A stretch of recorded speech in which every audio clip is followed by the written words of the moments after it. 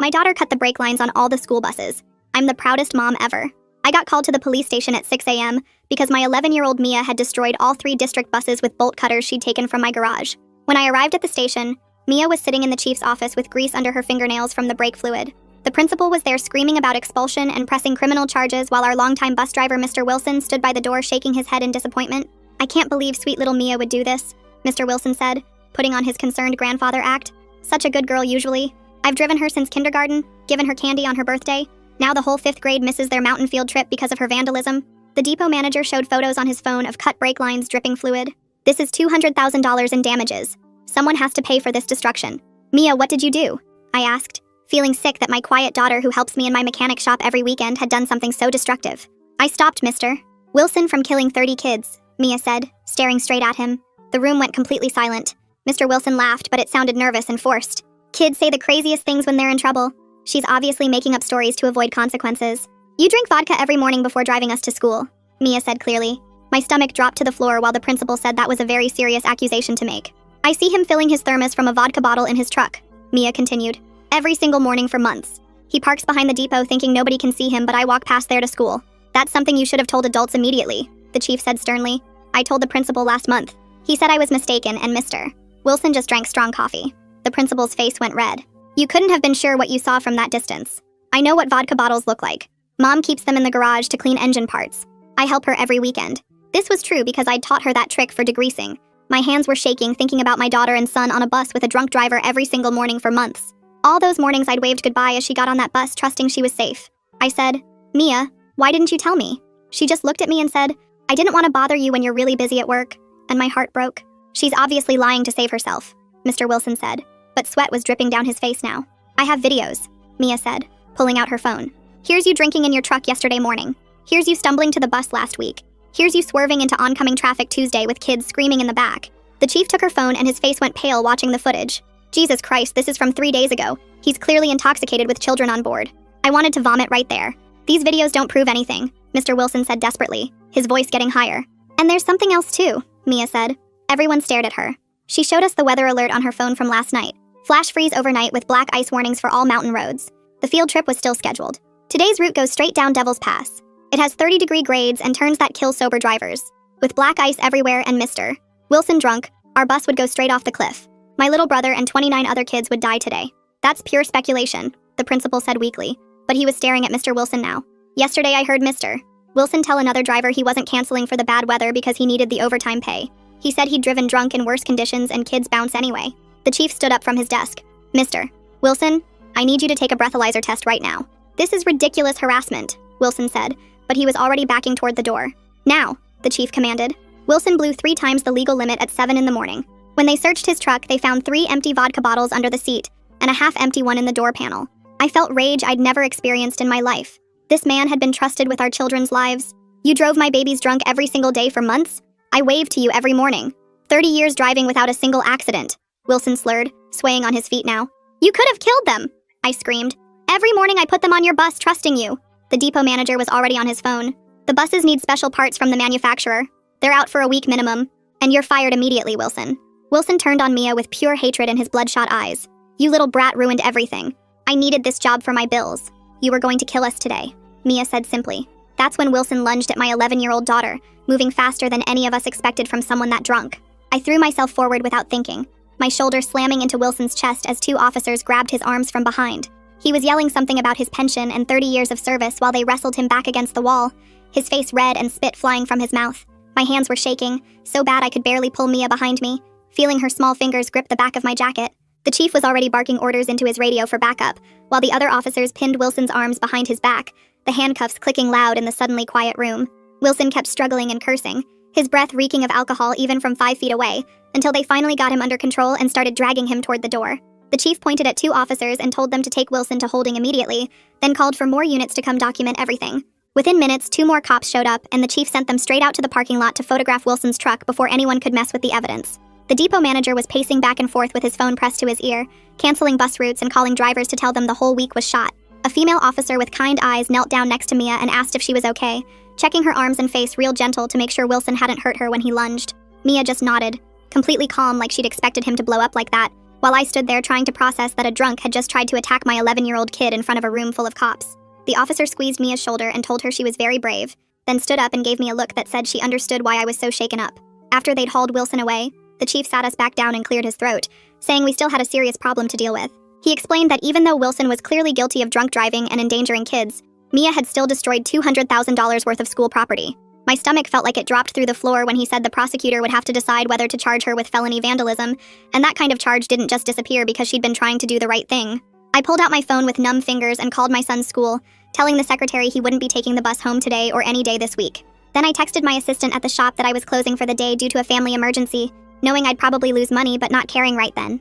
The principal stood up and straightened his tie, his face all red and angry as he announced he'd be recommending Mia for expulsion regardless of what happened with the criminal charges. He said something about zero tolerance for vandalism and protecting the school's reputation before stomping out of the office, slamming the door so hard the blinds rattled. Everything was falling apart faster than I could keep track of, and I felt like I was drowning in all the consequences hitting us at once. The chief said we needed to give formal statements about everything that happened, and for the next 3 hours we sat in that stuffy room going over every detail again and again. They had me describe exactly when I'd arrived, what I'd seen, what everyone had said, while a detective typed everything into his computer. Mia had to explain again about the videos, about telling the principal, about watching Wilson drink every morning for months. The chief kept saying the prosecutor would review everything and make the final decision about charging Mia with felony destruction of property, and every time he said felony, I felt like I couldn't breathe. My baby girl could end up with a criminal record that would follow her the rest of her life, all because she'd tried to save 30 kids from dying on an icy mountain road. By the time we finally left the station, it was past noon, and my phone was blowing up with messages from other parents. The group chat for 5th grade was going crazy with people mad about the canceled field trip, saying their kids had been looking forward to it all year. Most of them didn't know the full story yet, and were blaming Mia for ruining everything, calling her a troublemaker and saying I should have to pay for new buses myself. Every few seconds, another angry message popped up. Parents complaining about having to find childcare now that buses weren't running, asking how one kid could cause so much damage. I turned my phone to silent but could still see the notifications piling up, knowing the whole town would be talking about us by dinner. Then a number I didn't recognize called, and when I answered, a man said his name was Alex Gray from the local paper. He asked if I wanted to comment on my daughter's arrest for vandalizing school buses, and I just hung up without saying anything. But I knew he'd write the story anyway, probably making Mia look like some crazy kid who went nuts with bolt cutters, and by tomorrow everyone in town would have an opinion about us. That evening after we got home, I went through Mia's backpack while she was in the shower and found a small notebook tucked in the inside pocket. Inside were pages and pages of dates and times, all in Mia's neat handwriting, documenting every time she'd seen Wilson drinking. October 3rd, 7:15 a.m. Wilson fills thermos from Smirnoff bottle in truck. October 5th, 7:10 a.m. Wilson stumbles getting into driver's seat, drops keys twice. She'd been watching him and writing it all down for 2 whole months, and there was even a note about telling the principal on November 8th, and him saying she must be mistaken. This wasn't some crazy impulse where she just grabbed bolt cutters and went wild. She'd been gathering evidence and trying to get help the right way first. I spent the rest of the evening calling every lawyer in the phone book, getting turned down by 3 who said they didn't do juvenile cases. Finally, I reached Janice Barnett, a defense attorney 2 towns over who said she'd handled cases like this before. She agreed to meet us first thing in the morning, but warned me that vandalism cases involving that much money got complicated real fast, and we'd need to build a strong necessity defense if we wanted to keep Mia out of the system. The next morning my phone rang while I was making breakfast, and the caller ID showed the district attorney's office. Christopher Lake introduced himself as the prosecutor reviewing Mia's case, and said he needed to discuss the situation with me directly. His voice was calm, but serious as he explained that while he understood this was an unusual circumstance, destroying $200,000 worth of property was still a crime regardless of the motivation. I gripped the phone harder and told him about the videos, about Wilson being drunk that morning, about the 30 kids who would have died on Devil's Pass. He said he'd review all the evidence but reminded me that we don't allow vigilante justice in this country, even when someone believes they're preventing a tragedy. I begged him to consider that Mia tried the proper channels first, that she told the principal who ignored her, that she was 11 years old facing an impossible situation. He said he'd make his decision within the week and hung up. That night after dinner, Mia was doing homework at the kitchen table when she suddenly pushed her books away and started sobbing. I rushed over and she buried her face in my shoulder, her whole body shaking as she cried that she didn't mean to cause so much trouble for everyone. She said she just knew nobody would listen until something terrible happened, that she'd been so scared every single morning getting on that bus with her little brother. Between sobs, she told me how Wilson would swerve and she'd grip the seat wondering if today was the day they'd crash. She said other kids noticed too, but everyone was afraid to say anything because Wilson was friends with all the adults. I held her while she cried herself out, feeling my own tears falling as I realized how alone she must have felt, carrying this fear for months. The next morning, I woke up to my phone buzzing with news alerts about the bus drivers union releasing an official statement. They were defending Wilson and claiming that Mia's vandalism had caused more danger than anything their member had allegedly done. The statement said that disabling safety equipment on the school buses put children at risk, and that one child's unproven accusations shouldn't destroy a man's 30-year career. I wanted to throw my phone across the room at their twisted logic, acting like Mia was the villain when Wilson had been driving drunk with kids every day. Then around noon, my phone rang from an unknown number, and when I answered, a muffled voice said they had information about Wilson. The caller wouldn't give their name, but said they were another driver who knew Wilson drank, but never reported it because there's an unspoken code about not ratting out coworkers. They said at least 3 other drivers saw Wilson drinking in his truck, but everyone kept quiet because they didn't want to be the snitch who got someone fired. Before I could ask questions, they hung up, leaving me staring at my phone, realizing this went way deeper than just one bad driver. Janice arrived at our house that afternoon with a briefcase full of legal documents and immediately started working on Mia's defense strategy. She spread papers across our dining room table and explained that our best shot was a necessity defense, arguing that Mia had no other reasonable choice to prevent immediate harm. She said Mia's age would help, and the fact that she'd tried reporting Wilson first was crucial, but the damages amount was a huge problem that prosecutors couldn't ignore. We spent 2 hours going through every detail of what Mia knew and when she knew it, with Janice taking notes about the timeline and asking for any documentation we had. She said we needed to prove beyond doubt that the danger was real, immediate, and that Mia had exhausted all other options before taking action. After Janice left, I decided to drive to the depot myself to verify Mia's story about seeing Wilson from the sidewalk. I parked across the street and walked the path kids take to the school, taking pictures with my phone of the employee parking area. Wilson's usual spot was clearly visible from the sidewalk, close enough that anyone walking by could easily see into a truck window. I took photos from different angles showing the principal's claim that Mia couldn't see properly was obviously false. The depot manager came out and told me to leave, but I'd already gotten the evidence we needed. 2 days later, Christopher Lake called again, requesting that all of Mia's phone videos be officially transferred for evidence. We had to go back to the police station where an IT specialist spent the entire afternoon extracting the files from Mia's phone and documenting the chain of custody. The IT person ran some program that analyzed the metadata and confirmed the videos were authentic, not edited or altered in any way. Each video was logged with its date, time, and GPS location, creating an official record of Wilson's pattern of drunk driving. Lake watched a few of the videos while we were there, and his face got more serious with each one. The following morning, I was in my shop working on an oil change when I saw a government car pull up to our house next door. 2 women in business suits knocked on our door, and when I ran over, they identified themselves as Child Protective Services investigating a report about child endangerment. Someone had called saying I let Mia have unsupervised access to dangerous tools and equipment that she used to commit a crime. I had to walk them through my shop, explaining how I always supervise when Mia helps me, showing them the locked tool cabinets and safety equipment. They took pictures of everything and asked dozens of questions about our routine, making me feel like a terrible parent even though I'd done nothing wrong. They said they'd need to interview Mia separately at the school and would be back for follow-up visits. That evening, I got a call from the superintendent, Marlene Wagner, about the emergency school board meeting scheduled for the next night. Parents were demanding answers about how a drunk driver stayed employed for months, and the board needed to address the situation publicly. Wagner asked me not to attend, saying our presence would be inflammatory and make things worse for everyone. I told her we had every right to be there since this affected our kids directly, and hung up on her. My phone immediately rang again with another parent calling to cancel their appointment at my shop, the 3rd one that day. They said they didn't want a criminal's mother working on their car, that I'd obviously raised Mia wrong if she thought destroying property was acceptable. Word was spreading fast through our small town, and people were choosing sides, with some seeing Mia as a troublemaker who cost the district hundreds of thousands while others were starting to understand what she prevented. The financial pressure was building fast as more customers disappeared, and I started wondering how we'd pay for Janice's legal fees if my business dried up completely. The chief called me 2 days later with Wilson's official blood test results from that morning, and I nearly dropped the phone when he said .24, 3 times the legal limit at 7 in the morning. He told me in 30 years of police work he'd never seen someone that drunk that early who was still standing, let alone about to drive 30 kids down a mountain. The test was done at the hospital with proper chain of custody, so there was no way Wilson's lawyer could challenge it, and the chief said this confirmed everything Mia's videos showed was accurate. I drove straight to Janice's office with the test results, and she immediately filed a discovery request for all the bus depot's maintenance logs going back 2 years. The paralegal at the courthouse knew me from all my trips there for shop permits, and whispered that the depot was already scrambling to find their records since half of them were missing or incomplete. 3 days later, a courier delivered 4 boxes of maintenance logs to Janice's office, and we spent the entire afternoon going through them page by page.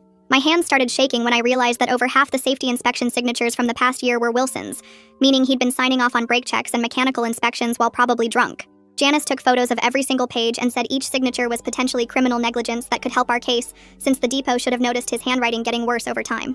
The next morning, I was buying milk at the grocery store when the principal's secretary approached me near the dairy section and slipped an envelope into my cart before walking away quickly.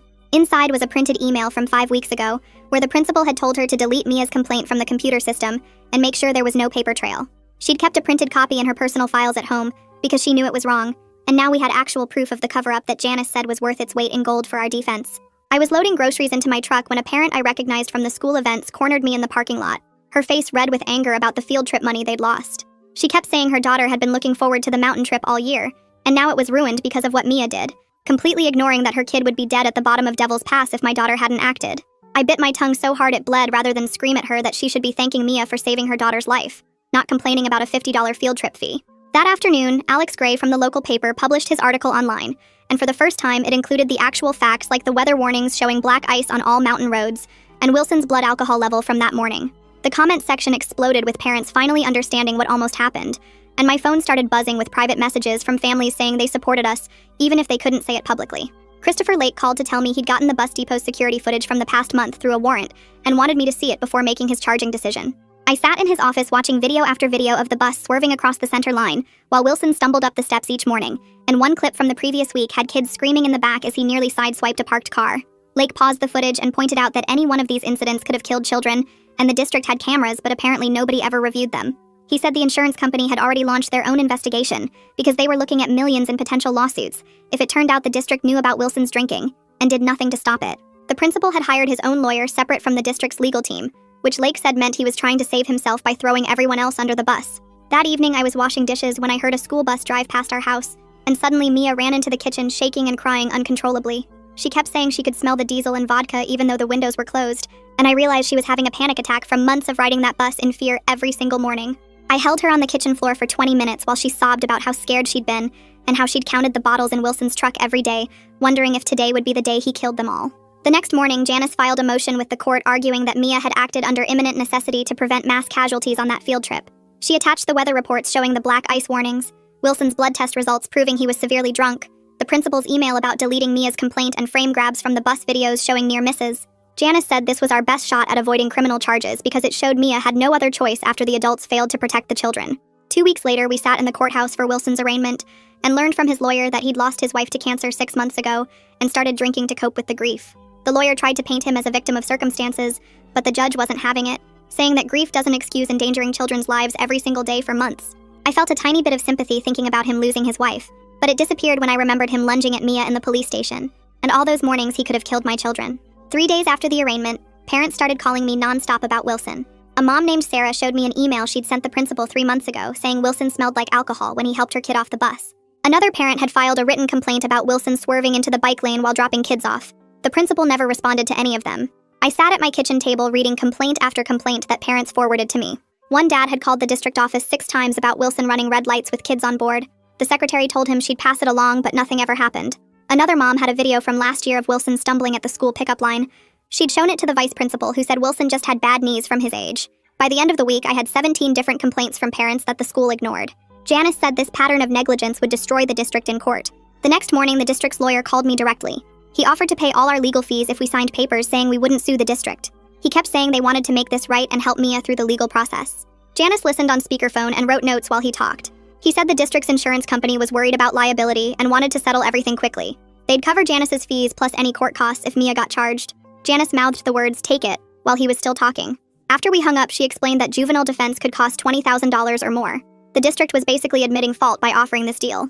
We signed the papers that afternoon at Janice's office. That night at dinner, Mia asked if she could speak at the school board meeting coming up. She'd been quiet for days, but now she looked determined. Janice was there going over paperwork and said it was risky because anything Mia said could be used against her in court. But it might also show the board that her motivations were pure, and she was trying to save lives. We spent the next 2 evenings practicing what Mia would say. Janice helped her write it out, and we went over it again and again. "Keep it simple and true," Janice kept saying. "Just tell them why you did it and that you tried to tell adults first." Mia practiced in front of the mirror until she could say it without crying. 2 nights before the meeting, I was closing up the shop when I heard glass breaking. Someone had thrown a brick through my front window with a note tied to it. The note said, "Your daughter is a criminal who cost us thousands in field trip money." I called the police and filed a report, but the officer said without cameras, they probably wouldn't find who did it. I swept up the glass and boarded up the window with plywood from my garage. The next morning, I opened the shop like normal, even though customers could see the damage. 3 regular customers canceled their appointments that week. Meanwhile, the bus drivers union released a statement saying Mia's videos were obviously edited to make Wilson look bad. They demanded an expert review them to prove tampering. Christopher Lake ordered a forensic analyst to examine all the footage. The analyst's report came back 2 days later, and it was worse for Wilson than anyone expected. Not only were the videos completely unaltered, but the analyst found details we'd missed.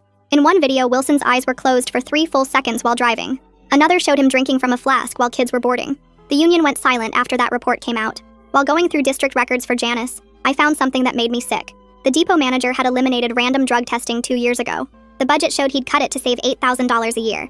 Federal law required testing for anyone driving kids, but he'd figured nobody would check. Now he was facing his own criminal charges for endangering children. His lawyer was already trying to make a deal with the prosecutor. Christopher Lake called Janice and said he was leaning toward a diversion program for Mia. She'd have to do community service and pay some restitution but wouldn't get a criminal record. He said Mia's age and the clear danger she prevented made formal charges seem wrong. We were scared to hope, but Janice said this was the best possible outcome. That same week, my son started waking up screaming about buses going off cliffs. He wouldn't let me drive anywhere near Devil's Pass on the way to the school. Every morning he asked if Mia was going to jail, and if Wilson would come back to hurt us. I found him hiding under his bed one night because he heard a bus outside. The therapist said the whole family was dealing with trauma from learning how close they'd come to dying. My son had ridden that bus every day thinking he was safe. The night of the school board meeting, the auditorium was packed with angry parents. They'd all heard different pieces of the story, but nobody knew everything. The board president called the meeting to order and said they'd address the Wilson situation first. They dimmed the lights and started playing Mia's videos on the huge screen at the front. Parents gasped when they saw Wilson stumbling up the bus steps. A mom in front of me started crying when the video showed him swerving while kids screamed in the back. Another video showed him running a stop sign with the bus full of elementary schoolers. By the time they'd played all 12 videos, the whole room was dead silent. Parents were grabbing their kids' hands and several were crying. The board president asked if anyone wanted to speak and Mia stood up. She walked to the microphone at the front, even though her hands were shaking. She pulled out her paper and started reading in a clear voice. She said she'd told the principal about Wilson drinking, but he didn't believe her. She said she knew cutting brake lines was wrong, but the field trip was that morning, and 30 kids, including her brother, would have died on Devil's Pass. She said she tried to do the right thing first, but nobody listened to an 11-year-old kid. She said she was sorry for the damage and the money it cost, but she wasn't sorry for saving lives. When she finished, half the parents were crying and several started clapping until the board president called for order. The superintendent stood up and walked to the microphone while the board president tried to restore quiet in the room. She cleared her throat and announced the principal was suspended immediately pending a full investigation into his failure to act on safety concerns. The crowd erupted again with parents shouting questions about who knew what and when. She raised her hand for silence and continued that new safety protocols were starting next week, including random drug testing for all drivers and staff with driving responsibilities. The depot manager nodded from his seat in the front row and added they'd already ordered testing kits for immediate implementation. It felt like progress, but way too late for all the mornings our kids had been in danger. 2 days later, Christopher called to say he'd made his decision about charges against Mia. I sat down at my kitchen table with my heart pounding while he explained he was offering a diversion program instead of formal prosecution. 100 hours of community service teaching bike safety to younger kids, plus $5,000 in restitution to the district for the damaged buses. If she completed everything within 6 months, there would be no criminal record at all. Janice was on speakerphone and immediately said we should accept the deal right away before he changed his mind. I asked Mia what she thought, and she nodded, saying she wanted to teach kids about safety anyway. Christopher emailed the paperwork that afternoon and we signed everything before dinner. The next morning, I was loading supplies into my truck at the shop when the principal appeared in the parking lot. His face was red and he started yelling that I'd ruined his 30-year career over a simple misunderstanding. I pulled out my phone and showed him the screenshot of his secretary's email proving he'd ordered Mia's complaint deleted from the system. He went pale and stepped back but kept insisting he'd just been trying to avoid unnecessary drama. I told him 30 dead kids on Devil's Pass would have been a lot more drama than one complaint about a drunk driver. He turned and walked away without another word, and I never saw him again after that. A week passed before Wilson's sister called saying his lawyer wanted to discuss something important. She explained Wilson was finally admitting he had a problem and wanted treatment instead of jail time. They were asking if we'd support a plea deal for probation with mandatory rehab, since it was his first offense. I sat there holding the phone not knowing what to say, because part of me wanted him punished. But I also knew addiction was a disease that needed treatment. Mia overheard and said Wilson needed help more than prison, and maybe getting sober would stop him from hurting anyone else. I told his sister we wouldn't oppose treatment if the court banned him from any job involving children forever. 3 weeks later, we sat in juvenile court for Mia's official hearing on the diversion program. The judge reviewed all the evidence, including the videos and the weather reports from that morning. He approved the program and explained Mia would write apology letters to the district and complete her service hours at the community center.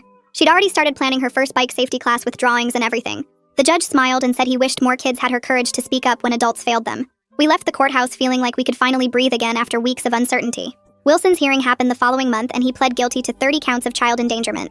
The judge gave him 2 years probation with mandatory rehab at a facility 2 hours away. He lost his commercial license permanently and was banned from any employment involving minors for life. His lawyer said it was better than the 5 years in prison he could have gotten. I watched him shuffle out of court looking 20 years older than when this started. The principal's resignation letter appeared in the paper that same week, saying he was retiring to spend time with family. The district wouldn't press charges for the cover-up, but made it clear his education career was over everywhere. He'd never work in another school or even substitute teach. Sometimes losing your profession and reputation was punishment enough without jail time. Over the next few months, our small town slowly started healing from everything that happened. Some parents came up to me at the grocery store apologizing for their angry messages when they first heard about the buses. Others still thought Mia should have been prosecuted fully, and made that clear with cold stares when we passed them. We learned to live with both reactions and focus on moving forward. The safety workshop started that spring with Mia teaching groups of 8 and 9-year-olds how to document concerns properly. I helped her make handouts about finding trusted adults who would actually listen when something felt wrong. We showed them how to take videos safely and keep records of dates and times. Parents started attending too and asking questions about what signs to watch for. It became our way of turning something terrible into something useful for other families. My shop slowly got busier as the scandal faded from daily conversation. A few customers actually started coming more often, saying they respected what Mia did to protect those kids. We weren't making as much money as before everything happened, but we were surviving. The bills got paid and we could afford groceries without worry. Sometimes that's all you can ask for after your world gets turned upside down. 6 months passed with Wilson finishing his rehab program at the facility upstate. The letter arrived on a Tuesday morning while I was eating breakfast with Mia before school. The return address showed the treatment center's name, and I recognized Wilson's shaky handwriting on the envelope. Mia saw it too, and asked if she could open it since it was really meant for her. Inside was 2 pages of Wilson's apology written in blue pen with several crossed out words where he'd struggled to find the right ones. He thanked Mia for stopping him before he killed someone, and said he'd been sober for 182 days now. He wrote about losing his wife to cancer, and how the drinking started as a way to numb that pain before spiraling out of control. He said he knew that wasn't an excuse for endangering children, but wanted us to understand he never meant to hurt anyone. The last paragraph said he was staying at a halfway house near the treatment center, and had a job stocking shelves at night where he couldn't hurt anybody. Mia read it 3 times, then got out her notebook and started writing him back. She kept it simple, just saying she was glad he was getting help and hoped he stayed sober. I mailed it for her that afternoon. The district had hired 5 new drivers who all had to pass background checks and monthly drug tests. Parents could log into a website anytime to see the test results with dates and signatures from the lab. The transparency helped even though half the families still drove their kids instead of using the buses. Each driver also had to wear a body camera that uploaded footage to the cloud every day. The depot installed breathalyzers that drivers had to blow into before starting their routes. If they didn't pass, the bus wouldn't start, and an alert went straight to the superintendent's phone. They also put GPS trackers on every bus, so parents could watch the routes in real time. Some people said it was too much, but nobody complained after what almost happened. Mia finished her 100 hours of community service 2 weeks early because she kept showing up for extra sessions. The judge called us into his office on a Thursday afternoon to officially close her case. He stamped the paperwork and told Mia he was proud of how she'd handled everything. She'd taught 43 kids about bike safety and how to document problems properly. The community center director said Mia could keep volunteering if she wanted, and she signed up for the next session immediately. She'd made little cards for the kids with important phone numbers and a checklist for gathering evidence safely. The director started using them in all the safety classes after that. My son took 3 months before he'd get on a bus again, even with all the new safety stuff. The first day back, he threw up from nerves before we even got to the bus stop. The new driver was a retired firefighter named Tom, who understood why kids were scared. He let my son sit right behind him and showed him the breathalyzer and cameras. After that first ride without problems, we went straight to the ice cream shop and got double scoops to celebrate. He still sat behind the driver every day, but at least he was riding again.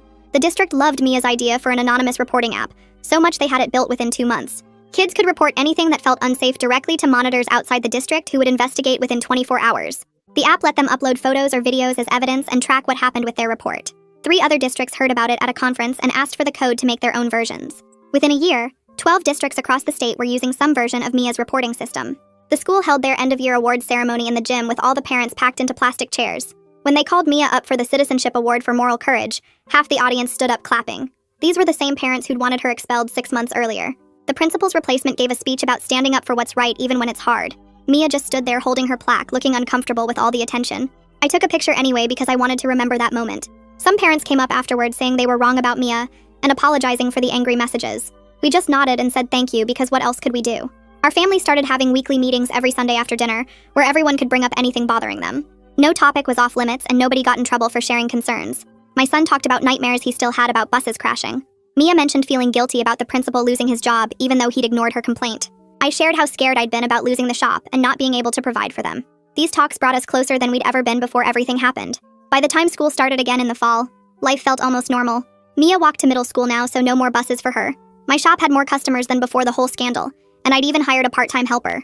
We didn't talk about that morning at the police station much anymore, but sometimes I'd catch Mia checking the bus safety app she'd helped create. I was proud my daughter found the courage to act when every adult around her failed to protect those kids. Thanks for letting me wonder alongside you through all of this today. It's definitely been interesting sharing these moments together. Take care. If you made it to the end, drop a comment. I love reading all your comments.